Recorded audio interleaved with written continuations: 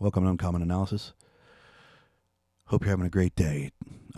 As always, if you like this channel's content, please like, subscribe, share, add a comment. This channel grows completely organic, so anything you do, all those things help grow the channel, so I do appreciate it. And all of our new subscribers, welcome as well. Today I want to take a few minutes to talk about how the Republicans absolutely flipped the script and changed the narrative regarding illegal immigration within the media, particularly. Not among the average Joe, but among the media, how they took an issue that was being absolutely ignored and denied and laid it right at the feet of Democrats, made the narrative become more honest, and how they used a left-wing radical's concept to accomplish this. Little background. When Trump left office in 2021, he had already put in place a Remain in Mexico policy, which said if you're going to come to the United States and want to from Central or South America, and you wish to apply for asylum or migration, you had to remain in Mexico while that asylum process and review took place. So you couldn't come to the United States and just hang out. You had to stay there while you were processed and went through the courts. Day one, when the walking vegetable was sworn in, he removed that executive order and unleashed just hell on earth in terms of a massive flood of illegals. He got rid of the Remain in Mexico policy. He started capture and release, which was if we do catch you, we're just going to let you go in the country anyway, not care about who you are or where you're going.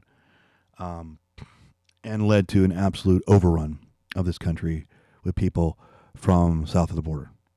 And some of them, yes, are absolute disgusting human beings. I'm not even going to go into some of the stuff that we know goes on because it's just, I don't want to degrade this video into that. But not all of them, of course. Most of them are just people trying to get a better life for themselves. Okay, make that clear. Most of them just come in here because they want a better life. I don't blame them. But do not kid yourself and try to think that drug cartels and other bad people did not enter this country through this manner. They have. So I don't know if you recall when Republicans and folks living along the border complained and tried to make a big deal and say, look, we're being overrun. The left just denied it. And the media based out of D.C. and New York and, the upper Northeast states didn't care. They just listened to whatever their Democratic congressman told them or a Democrat talking, media pundit told them, and they just repeated it. And they just laughed it off. They did not take it serious at all. It's just a Democratic part. It's just a Republican talking point. It's not serious, right? Here's some of that right now. Donald Trump they are coming to New York City today are nothing. I'm telling you, nothing compared to the daily amounts of people that we saw coming in through Ellis Island. No doubt about it. Our border is secure, and we're in the midst of a humanitarian crisis, and we have to fix a broken system. Wait, and you think it is secure? You think the border is secure? Do you call it a crisis? Well, I don't call it a crisis, but it can become one. Would you assess the situation at the border right now as a crisis? We need immigration reform, and the border needs to be fixed. Is it a crisis? It is imperative. I mean, it's unfair to all of us. Anyone who states that this administration does not have a handle on this crisis, they must have been sleeping under a rock. We're on a good path at the border under leadership of President Biden. They want to say, what about the surge? Well, first of all, just gut check, stop.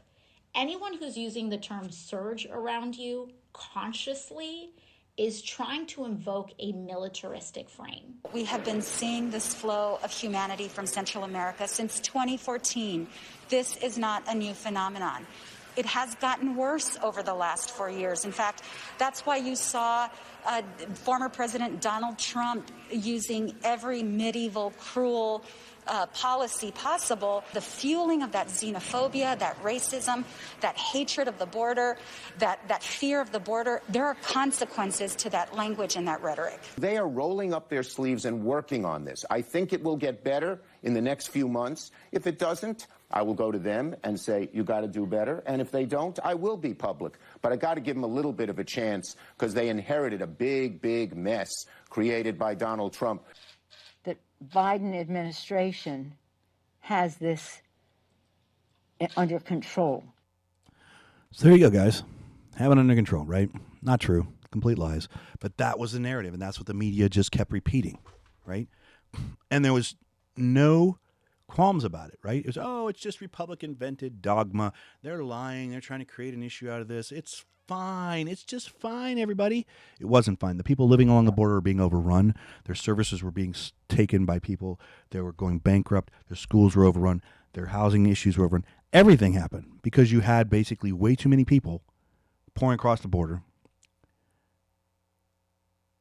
that had no business being here and sucking up humanitarian and other services. And it didn't affect the New England states. It didn't affect New York and D.C. because those people weren't there. And then an almost genius move, particularly by Abbott, who's the photo that started this, that's on the head of this video, governor down in Texas, started to bus these people to these sanctuary cities so that they could actually see what they're dealing with. Now, what precept did he use? Well, he used Saul Alinsky's Rules for Radicals, which is a book that was published in 1971. This has been the playbook for the left since its publication, or darn close to it. One of the rules is, number 4, make the enemy live up to its own book of rules. So as the left-wing deep blue nutter cities started to declare themselves sanctuary cities and said, hey, the immigrants are welcome here. We're not going to enforce any. We're going to refuse to enforce any immigration laws. We're not going to let ICE take people here. You're safe. Come here. Of course, most of them didn't. And then what happened? In an act of genius, Abbott and others started busing these people to these cities. And then, almost overnight, what happened?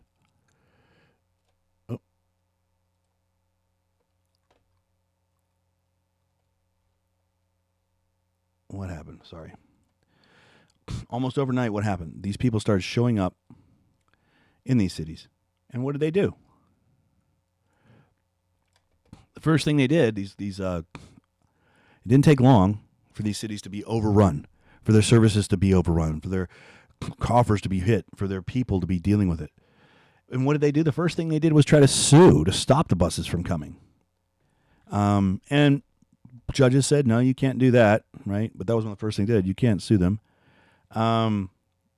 Then they started trying to actually bust them back. Right?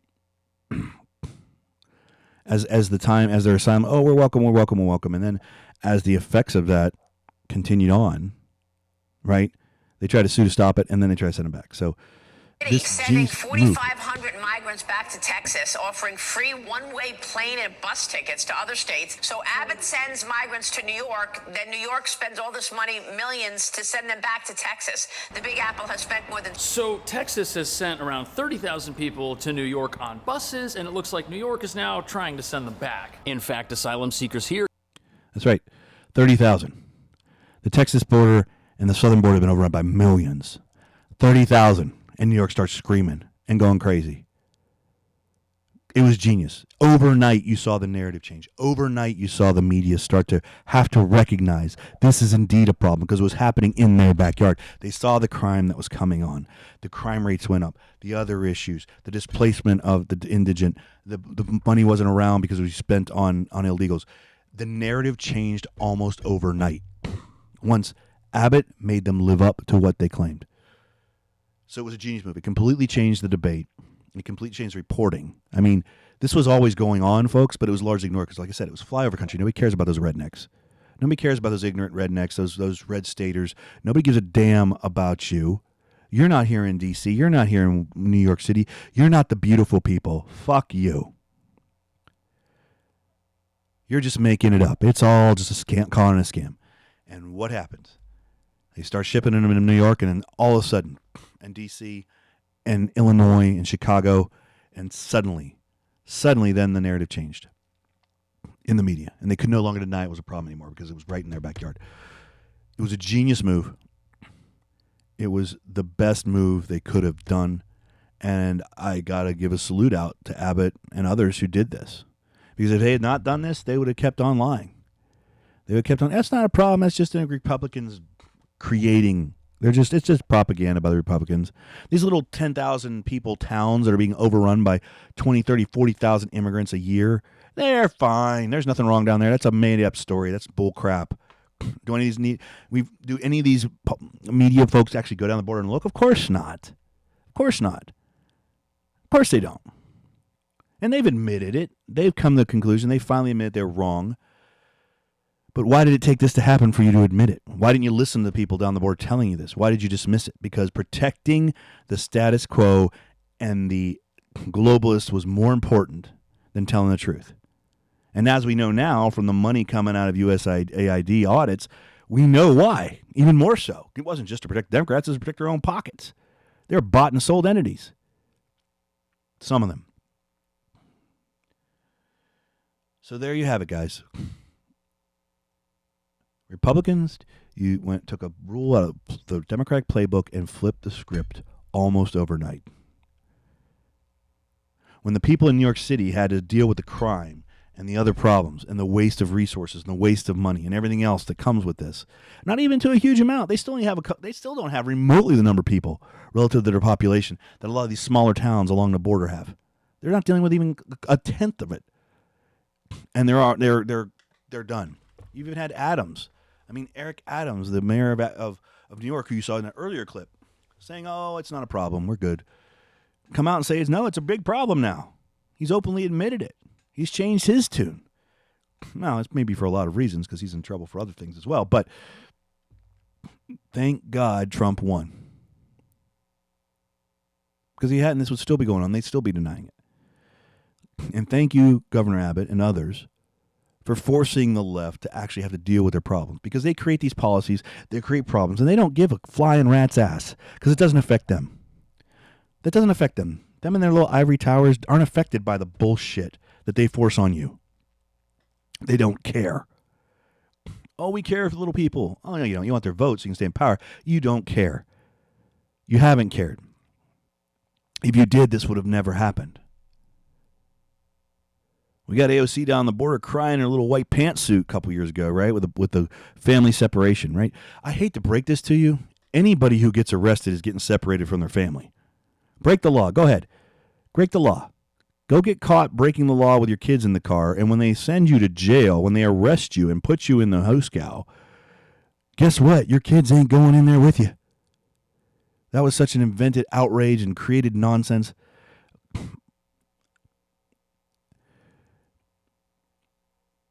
Anyway, that's about all I got for today. I just want to bring that up. I think that's amazing. I appreciate the fact that the Republicans finally took the gloves off and said, enough of this bullshit. Maybe they finally have learned their lesson after decades and decades of just being part of the globalist shill. And there's still a lot of globalists in the Republican Party. Don't get me wrong. When I say globalist establishment, I do not, anytime you hear me refer to that group in any broadcast that I do, believe me, it's not just Democrats. The Democrats are completely owned at this point. Their party is almost 100% owned by those people and controlled by those people. The Republicans were too, and there's still a good section of the Republican Party that is controlled by that, so don't think they're gone. But the American voter has forced the Republican Party to change. Believe me, the establishment Republican Party to this day still does not want Trump. They didn't want him in 2016. They don't want him now. He's only there because you, the voters, are forcing them to deal with it. The Democrat Party isn't standing up to these people in any way, shape, or form. They are completely own subsidiary. And parts of the Republican are too, but the Democrat Party as a whole, there's very few exceptions to it, which is why they are completely detached from reality and why they keep taking these ridiculous stands. I mean, how are you upset about an audit uncovering abuse and fraud? How does that upset you? You're upset that somebody found fraud and abuse and reported it. You're not upset about the actual fraud and abuse that's going on. How messed up is your worldview? Anyway, hope you guys have a great day. That's all I got for today, and I am out.